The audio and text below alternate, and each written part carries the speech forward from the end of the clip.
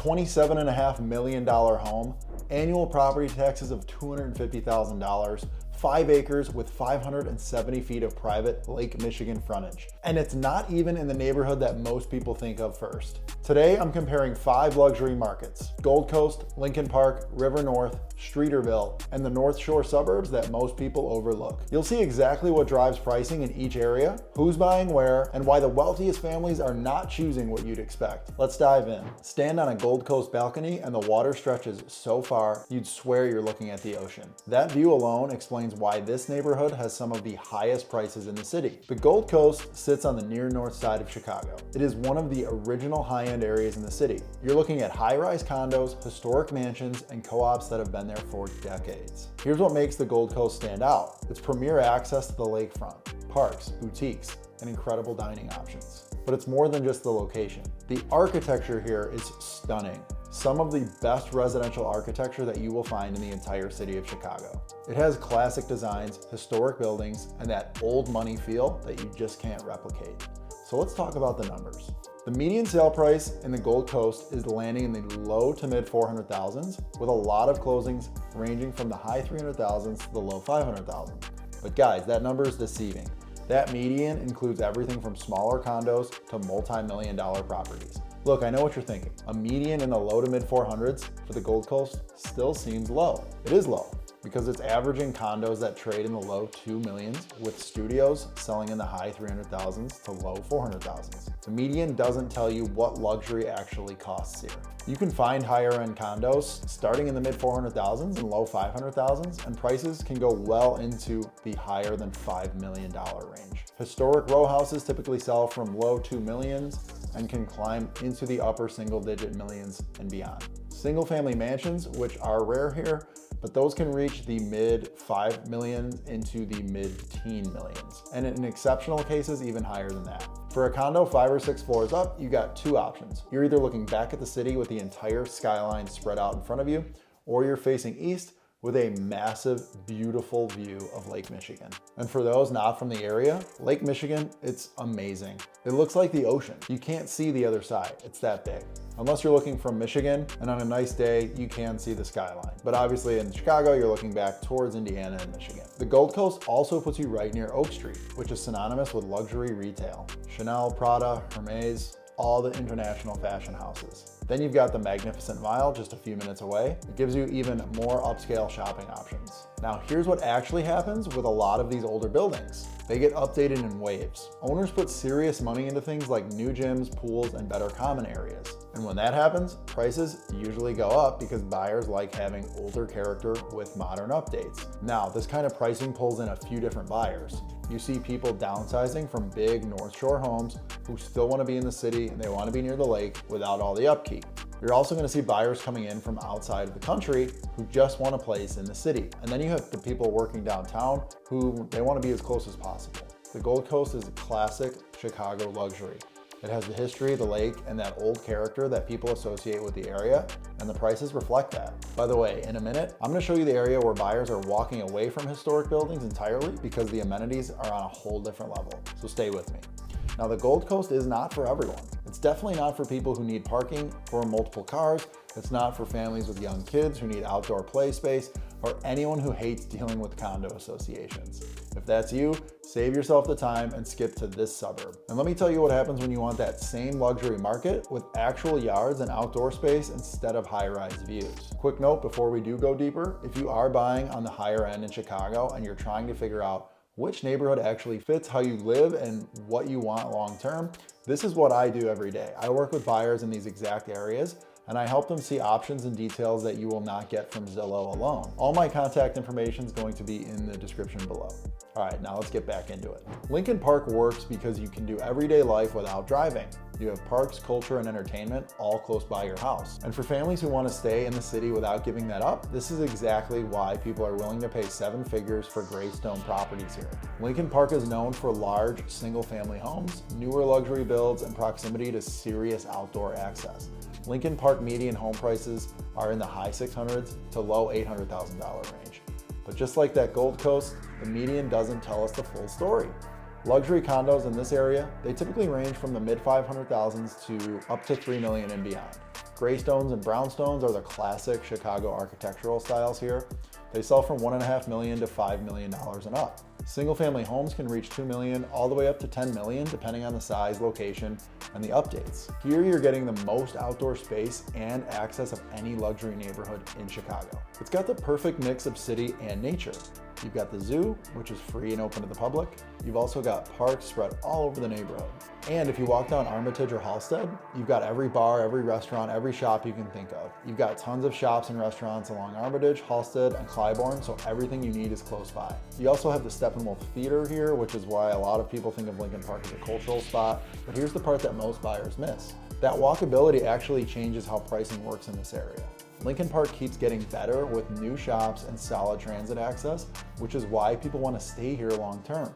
This area really works for buyers who care about space and a neighborhood feel. If you want a single family home with a yard, but you still want to be in the city, this is usually where you're going to end up. Lincoln Park gives you space, good looking homes, and that neighborhood feel that people like. You do not have to choose between being outdoors and living in the city. But if that's not what you want, and you don't care about older architecture or green space, and you just want something brand new with the latest features and gadgets and tricks and all that, come with me to the next one. A real gym, a pool you would actually use, tennis courts, saunas, ping pong tables. If you want everything brand new with zero maintenance stress, River North amenities make a lot of older luxury buildings feel outdated. River North is where a lot of Chicago's newer condo towers are. This is the area if you want modern buildings, high-rise living, and be super close to work, restaurants, nightlife, and the river, all in one spot. The median sale price in River North is in the low to mid 400,000s, but again, that median includes a wide range. Luxury condos and premier buildings typically range from the mid 400,000 up to several $1 million. Penthouses can range from around $1 million to over $10 million depending on the building, square footage, and the views. Now here's what really sets River North apart. The amenities are just better. In Gold Coast, the gym might be a small room with a couple of machines. In River North, you're gonna get a real gym, a pool, a sauna, ping pong tables, tennis courts, all of that stuff. It's just newer, bigger, and better across the board. Now take all of this and add the lake right outside your door. That's where things really shift, and I'll show you that in a minute. Now the layouts here, they're different too. You'll see more open concept layouts in these newer buildings, more space, modern finishes. You're not getting classic architecture, everything's new. You get floor to ceiling windows, higher ceilings, clean lines, and that modern look people want if they're going for that newer modern lifestyle. These buildings attract younger tech executives and anyone who's tired of dealing with really old building problems and just wants everything to work and be new. River North also has a ton of art galleries, more than anywhere else in Chicago, and the largest concentration of art galleries in the United States outside of Manhattan. You have the Merchandise Mart right there too, which is that huge Art Deco building packed with design and furniture showrooms. So if you're into art design or that modern cultural vibe, River North puts you right in the middle of it all. Here's the thing about location. River North is a little further from the lake than Gold Coast or Streeterville, but it's more accessible to the highway. River North is your spot if you want to be close to Union Station or LaSalle Street Station and the major train hubs. You can get right off the highway and be in River North. Gold Coast requires you to get off and then drive or take the L train to get there. The river area keeps getting better with new projects going up along the water. You have the Chicago Riverwalk right there with restaurants, bars, places to hang out. So you get that waterfront feel without actually living right on Lake Michigan. But if modern buildings are not really your thing, River North might not be the best fit, even with all the amenities. You want a place that actually feels right to you, because fit matters more than the features. River North is all about newer buildings and modern living, especially high-rise condos with great amenities. It really works for buyers who care more about modern, brand new finishes than that older, classic character. When it comes to the convenience though, the next neighborhood I'm gonna talk about does something a little different. This is the kind of place where you can walk a few minutes to one of the top hospitals in the country, then grab dinner on the Magnificent Mile on your way home. No other luxury area in Chicago really offers that mix, and it creates a demand that you just don't see anywhere else. Streeterville is mostly made up of high-rise condos with skyline and lake views,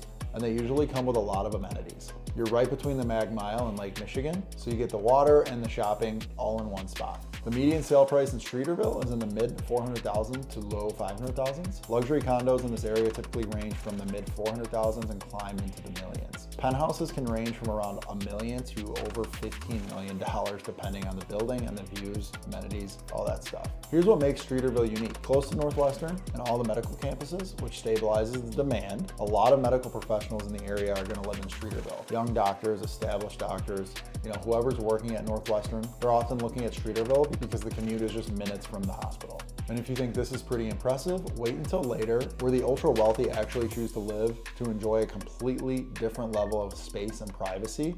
So keep watching for that. Now you also have Navy Pier right over there, along with Lakefront, and a lot of big development happening nearby. Navy Pier is always busy with food, entertainment, and events, and Ohio Street Beach and the Lakefront Trail are super close too. So you really get easy access to the water. And that lake access actually explains something important. Streeterville penthouses can sell for a lot of millions of dollars more than similar units in River North. The Magnificent Mile runs along the west side of Streeterville, so one of the most famous shopping areas in the world is basically at your doorstep. You've got luxury stores, big department stores, and high-end dining, all within walking distance. Streeterville is also home to some of Chicago's most recognizable towers, which is why prices can run a lot higher here. The John Hancock Center, now called 875 North Michigan Avenue, is right in the middle of it.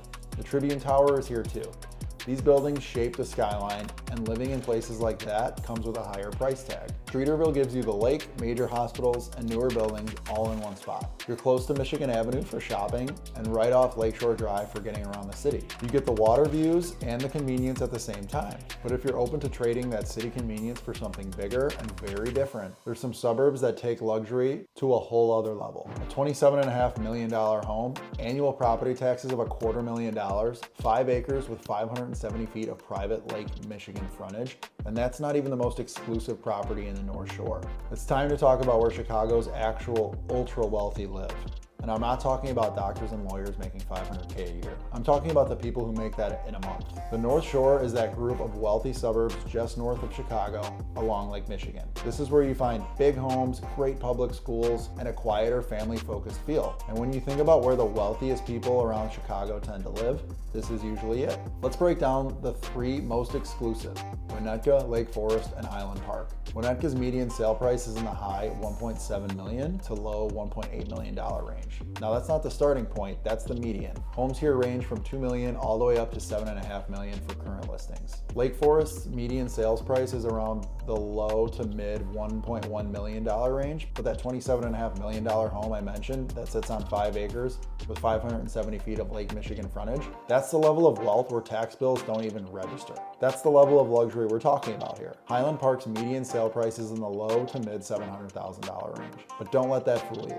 The city has a lively downtown, a mix of different home styles, and is home to the Ravinia Festival, which is an outdoor music venue. Prices can start in the low 700,000s and go all the way into the millions depending on the home. Here's what makes the North Shore different from the city neighborhoods. It's privacy and space.